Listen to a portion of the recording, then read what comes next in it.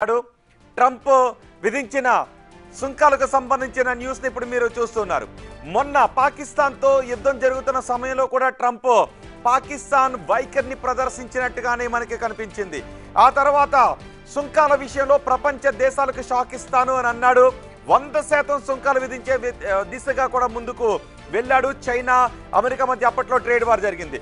ఇప్పుడు మనం రష్యా నుంచి చౌకగా చమురుకుంటూ ఉన్నాం. రష్యా ఎప్పటికీ మనకి మిత్రదేశమే. రష్యా మనకి చౌకగా చమురిస్తూ ఉంది. దీంతో రష్యా నుంచి చమురు కొనుగోలు చేసే విషయంలో భారత్ పై ఒత్తిడి తీసుకుని రావాలని ట్రంప్ అనుకున్నాడు. ఎవరైతే అమెరికా మిత్ర దేశాలు ఉంటాయో ఆ దేశాల నుంచి మాత్రమే మనం ఆయిల్ ని దిగుమతి చేసుకోవాలని ట్రంప్ అనుకుంటూ ఉన్నాడు. కానీ మన మిత్ర దేశం రష్యా నుంచి చమురు కొనడాన్ని ట్రంప్ కంటగింపుగా చూశాడు. అందుకే భారత్ పై బాంబు పేల్చుతాను అని నిన్న అన్నాడు. ఈరోజు భారత్ పై 50% సుంకాలను విధిస్తూ ట్రంప్ నిర్ణయాన్ని తీసుకున్నాడు. రష్యా నుంచి చమురు కొనుగోలును తగ్గించుకోవాలని. ఇప్పటికే భారత్ అంటూ ఉంది, కొన్ని దేశాలు చెప్తున్నాయి, రష్యా కూడా అంటూ ఉంది వ్యాపార భాగస్వామిని ఎంచుకునే హక్కు ఆయా దేశాలకు ఉంటుందని. అందులో భాగంగానే భారతదేశానికి కూడా తమ వ్యాపార భాగస్వామిని ఎంచుకునే హక్కు ఉంటుంది. ఏ దేశాల నుంచి ఏ వస్తువులను దిగుమతి చేసుకోవాలి అనేది మన ఇష్టానికి ఆధారపడి ఉంటుంది. దాన్ని ట్రంప్ ఒత్తిడితో తను చెప్పిన దేశాల నుంచి చమురు కొనుగోలు చేయాలి అనే ఒత్తిడి భారతదేశం పైన తీసుకుని రావాలి అని అనుకున్నాడు. కానీ మనం ఆ బెదిరింపులకు తల వగ్గలేదు. దీంతో ట్రంప్ ఇప్పుడు భారతదేశంపై 50% సుంకాలు విధించాడు. 50% సుంకాలు విధించడంతో భారత ఎగుమతులపై దీని ప్రభావం చాలా ఎక్కువగా ఉండే అవకాశం ఉంటుంది. అమెరికాలో భారతదేశం నుంచి అమెరికా దిగుమతి చేసుకునే వస్తువుల ధరలు పెరిగిపోయే అవకాశం ఉంటుంది. దీంతో ఎగుమతులు మందగించే అవకాశం ఉంటుంది.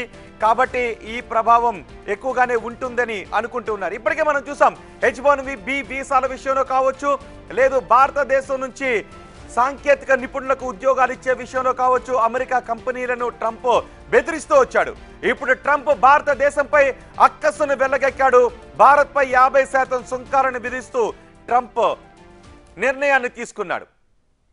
దీని ప్రభావం ఎలా ఉండబోతోంది అన్నది ఇప్పుడు ఆర్థిక నిపుణులు కూడా అంచనా వేస్తూ ఉన్నారు. ట్రంప్ ఇప్పటి వరకు చెప్పాడు, మొన్నటికి మొన్న ఇండియాపై 25% సుంకాన్ని విధించాడు.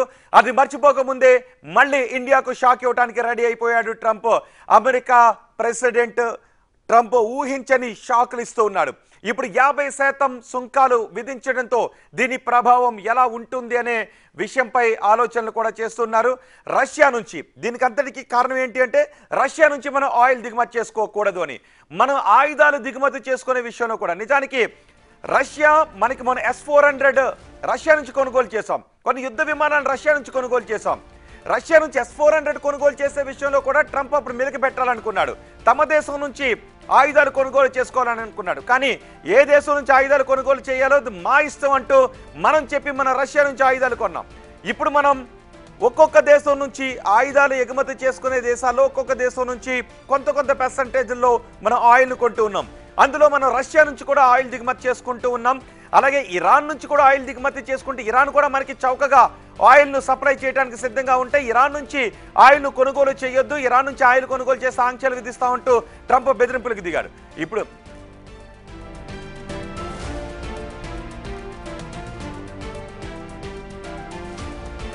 ఈ విషయంపై మనతో మాట్లాడటానికి సంజయ్ బులుబాక అంతర్జాతీయ అఫైర్స్ ను విశ్లేషించే నిపుణులు మనకు అందుబాటులో ఉన్నారు. సంజయ్ గారు నమస్తే అండి. సంజయ్ గారు, can you hear me? Yes, okay అండి, నాకు వినిపిస్తోంది. నా మాట మీకు వినిపిస్తోందండి? యా వినిపిస్తోందండి. ఓకే సంజయ్ గారు, ట్రంప్ అన్నంత పని చేశాడు, భారతదేశంపై పన్నులతో అక్కసును వెళ్ళగెక్కాడు. దీని ప్రభావం ఎలా ఉండబోతోంది? 25% అడిషనల్ టారిఫ్స్ వేశానని రిపోర్ట్స్ వస్తున్నాయండి. అమెరికన్స్ మన మీద మొన్న విధించిన 25% కాకుండా ఇంకో అడిషనల్ గా 25% రష్యా నుంచి ఆయిల్ తెచ్చుకుంటున్నాం కాబట్టి విధిస్తడం జరుగుతోందని చెప్పారు. న్యూస్ వచ్చింది, కానీ డీటెయిల్స్ ఇంకా రాలేదు. అంటే ఎప్పటి నుంచి విధిస్తారు, దీని మీద ఏమైనా చర్చలు జరుగుతాయా, లేదా ఇమీడియట్ గా ఎఫెక్ట్ లోకి వస్తుందా, ఎప్పటి నుంచి వస్తుంది అన్న దాని మీద డీటెయిల్స్ లేదండి. కాకపోతే ఒకవేళ ఇప్పుడు వస్తున్న బ్రేకింగ్ న్యూస్ కనుక అంటే మనకు తెలుసు ట్రంప్ ముందుకి వెనక్కి జరుగుతారు, కంటిన్యూ అయ్యేట్టు ఉంటే కనుక నా ఉద్దేశంలో చాలా దురదృష్టకరమైనటువంటి పరిణామం అండి ఇది. ఎందుకంటే మనం ఎప్పటి నుంచో అంతర్జాతీయంగా ఉన్నటువంటి నార్మ్స్ కానివ్వండి, రూల్స్ కానీ, రెగ్యులేషన్స్ కానీ వాటికి అనుగుణంగానే మనం నడవటం జరిగిందండి. మనమేమి కొత్తగా ఆ, ఆ, ఎక్కడ international rules, norms, regulations violate చేయలేదు. దానికి అనుగుణంగానే నడుచుకోవడం జరిగింది. ఇంతకు ముందు కనుక మనం చూసినట్టయితే రష్యా నుంచి మీరు ఆయిల్ కొనుక్కోవచ్చు, కానీ $60 పర్ బ్యారెల్ కంటే తక్కువ కొనుక్కోవచ్చు అని చెప్పడం జరిగింది. దానికి అనుగుణంగానే మనం కొనుక్కోవటం జరుగుతోంది. అలానే ఆ, మీరు యూరోపియన్ యూనియన్ తీసుకోండి, వాళ్ళు ఏకంగా బిలియన్ యూరోలు, డాలర్లు కదా కాదు, బిలియన్ యూరోలు, 61 బిలియన్ యూరోల ట్రేడ్ రష్యాతో చేస్తున్నారు. అయినా వాళ్ళని పెద్దగా పట్టించుకోవట్లేదు. కాకపోతే ఎవరైతే ఆ రష్యా నుంచి ట్రేడింగ్ చేస్తున్నారో, ఎవరైతే రష్యా నుంచి న్యాచురల్ గ్యాస్ కొంటున్నారో, వాళ్ళు మన వైపు తిరిగి మనని ప్రశ్నించడం చాలా ఆశ్చర్యంగా ఉందండి. ఉదాహరణకి రష్యా నుంచి యూరోపియన్ యూనియన్ దాదాపు 15 నుంచి 18% వరకు వాళ్ళ న్యాచురల్ గ్యాస్ ఏదైతే ఉందో దాన్ని రష్యా నుంచి ఇంపోర్ట్ చేసుకోవడం జరుగుతుంది. అటువంటి తరుణంలో మన వైపు తిరిగి మనని ప్రశ్నించడం ఇదేదో ఇది చాలా విడ్డూరంగా ఉందండి. ఇది కరెక్ట్. ఎలా చూడబోతే చూడాలండి ట్రంప్ కి దాన్ని? నిజానికి నాటోలో సభ్య దేశాలు రష్యా నుంచి కొనుగోలు చేస్తూ ఉన్నాయి, వాళ్ళతో ఆయిల్ అండ్ గ్యాస్ని కూడా ట్రేడ్ చేస్తున్నారు. కానీ భారత్ విషయంలోనే ట్రంప్ ఎందుకు ఇలాంటి కుతంత్రపు ఆలోచన చేస్తున్నాడు అనుకోవాలి?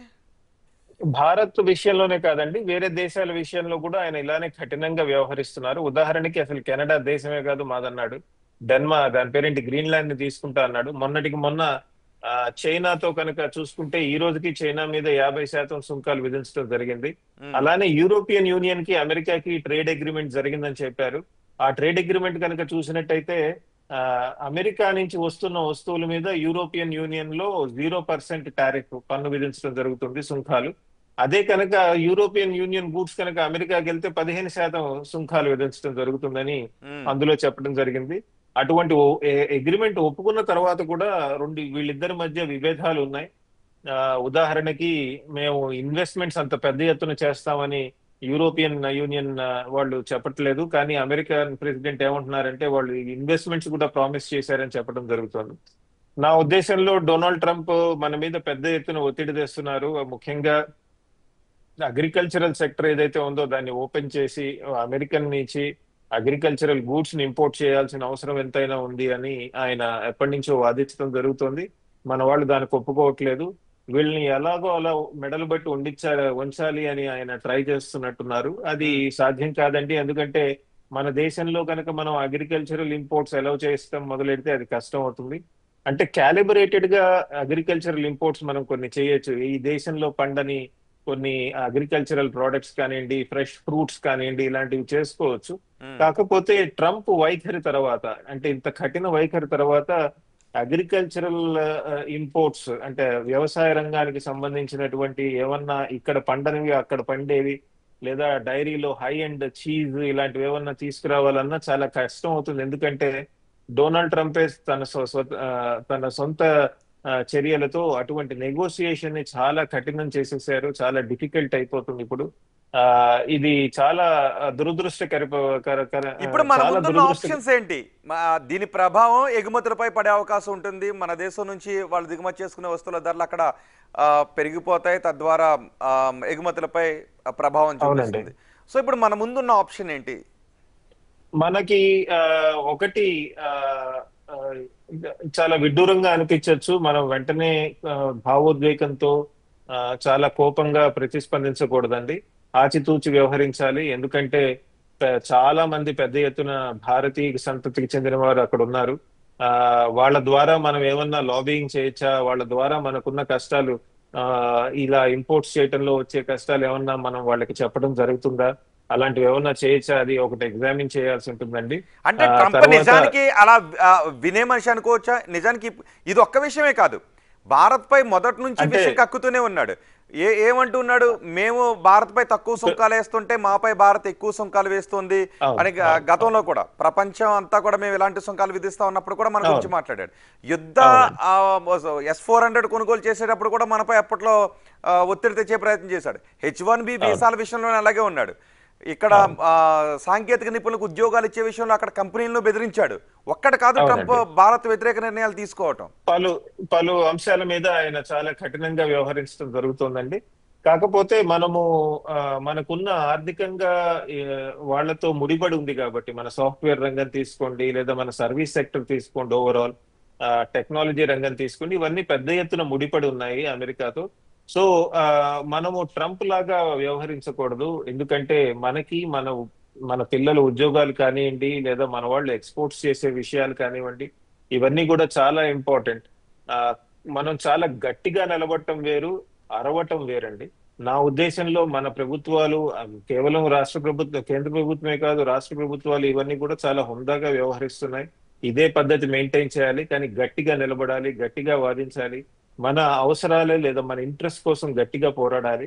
అది జరుగుతోందండి నా ఉద్దేశంలో, అందరూ చేయటం జరుగుతోంది. ఇంకోటి మనం ఏం చేయొచ్చు అంటే, షార్ట్ టర్మ్ లో ఎవరైతే ఎక్స్పోర్టర్స్ నష్టపోయేట్టున్నారో, ఎవరికైతే అమెరికాకి ఎక్స్పోర్ట్ చేస్తున్న వాళ్ళకి ఎటువంటి కష్టాలు వస్తున్నాయో వాళ్ళకి మనము ఎట్లా కాస్ట్ తగ్గించవచ్చు, వాళ్ళకి ఎటువంటి రాయితీలు మనం ఇవ్వచ్చు అని కూడా ఒకటి ఆలోచించాల్సిన విషయం ఉందండి. అంతేకాదండి, నా ఉద్దేశంలో ఒక స్పెషల్ కమిటీస్ ఏర్పాటు చేసి అమెరికాకు పంపించలేని వస్తువులు వేరే దేశాలకు ఎక్కడెక్కడికి పంపించవచ్చు అని కూడా ఆలోచించాల్సిన అవసరం ఎంతైనా ఉందండి.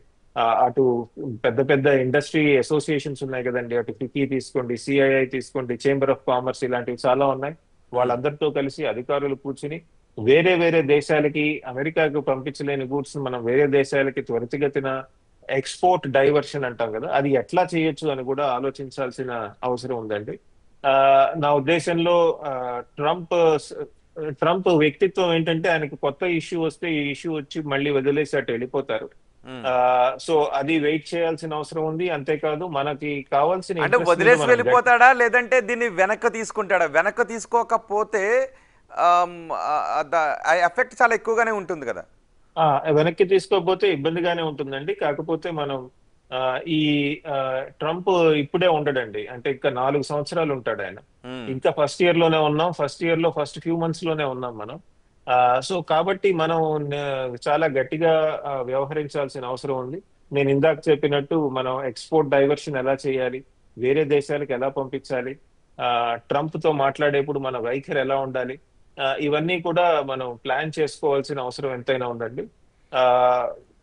ఆయన ఉద్దేశంలో ఇండియా చాలా చిన్న దేశం. అంటే ట్రంప్ ఈ విషయంలో రష్యా నుంచి ఆయిల్ కొనుగోలు విషయంలో ఇంకొకటి ఏమంటున్నాడు అంటే, యుద్ధ ఇంజిన్ కు ఆయిల్ అందిస్తున్నారు అని. అంటే రష్యా యుద్ధాన్ని కోరుకుంటోంది, అలాంటి కంట్రీస్ దగ్గర నుంచి ఆయిల్ కొనుగోలు చేయడం ద్వారా వాళ్ళకి ఆదాయాన్ని భారత్ ఇస్తుంది అన్న ఉద్దేశంలో ట్రంప్ మాట్లాడుతున్నాడు.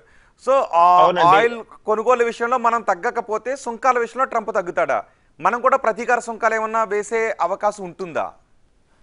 అంటే ఒకటి ఇక్కడ గమనించాల్సింది ఏంటంటే, ఫస్ట్ ట్రంప్ అధికారంలోకి వచ్చినప్పుడు అసలు ఈ యుద్ధానికి కారణం యుక్రెయిన్ బెదిరించడం జరిగిందండి. మనం చూసాం కదా, జెలెన్స్కీ వైట్ హౌస్ కి వెళ్ళినప్పుడు జెలెన్స్కీని అందరి ముందు పట్టుకుని వాళ్ళిద్దరూ చాలా కఠిన పరిశుధాలతో మాట్లాడుకోవటం జరిగింది కదా, పదజాలంతో మాట్లాడుకోవటం జరిగింది. ఒకళ్ళనొకళ్ళు చాలా కఠినంగా మాట్లాడుకున్నారు. అసలు ఈ యుద్ధానికి కారణం యుక్రెయిన్ అన్నారు. అప్పుడు మనం ఏమని ఉన్నాం అంటే, ఇది కూడా మేము చెప్పాం కదా మొదటి నుంచి, మాకు రష్యాతో ఎందుకు మీరు గొడవ పెడుతున్నారని చెప్పడం జరిగింది. ఎప్పుడైతే ఈ రోజు రష్యా తన మాట వినట్లేదు అని ట్రంప్ ఫీల్ అవుతున్నారు, అప్పటి నుంచి వేరే దేశాల మీద ఎవరైతే ట్రంప్ మాట వినట్లేదని అనుకుంటున్నారో వాళ్ళ మీద ప్రెషర్ బిల్డప్ చేస్తున్నాడు. కానీ విచిత్రం ఏంటంటే, మనకంటే ఎక్కువగా చైనా రష్యా నుంచి ఆయిల్ తెచ్చుకుంటుంది, దాని మీద పెద్ద ఎత్తున సుంకాలు వేయలేదు. కాకపోతే ఒకటి గమనించాల్సింది ఏంటంటే, చైనా మీద సపరేట్ గా సుంకాలు వేయటం నడుస్తుంది. ఆల్రెడీ చైనా మీద 50% సుంకాలు ఉన్నాయి.